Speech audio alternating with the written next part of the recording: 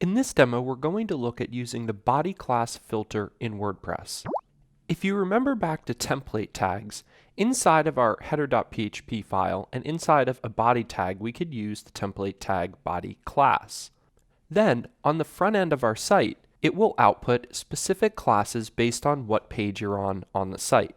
The body class filter will let us hook into this and customize what classes are there and add our own.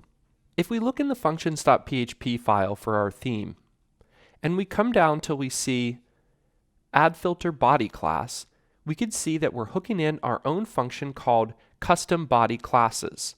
Should be pretty clear what that's doing. We have it set to a default priority of 10, but you could also specify that. Then inside our function, we're getting classes. Now, how do we know what classes is? We take body class,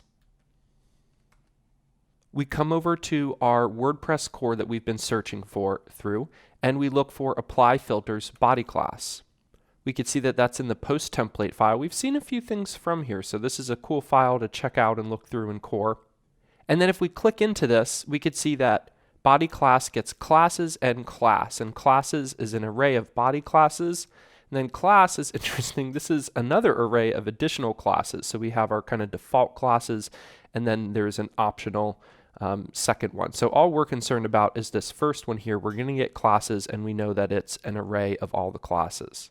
Now, there are a lot of instances where you may want to customize what classes you're adding to a page. In this case, what I'm doing is saying that if we're on a page that is an actual page, so if the post type is not equal to post or custom post or media or something like that, it's set to page, then let's just add our own custom class. Now this is kind of some boilerplate code for you. You may want to do other things. You may decide, hey, if I'm on this certain page, do this or that.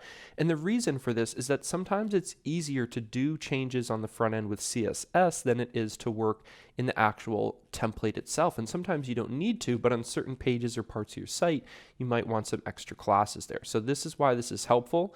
And we just pop this into the array of current ones. We don't have to do anything to modify or take anything out, although you can do that. And then we just return it. Remembering at the end of filters, we always want to return what we initially got back into the WordPress ecosystem so that it can keep working with our modified data.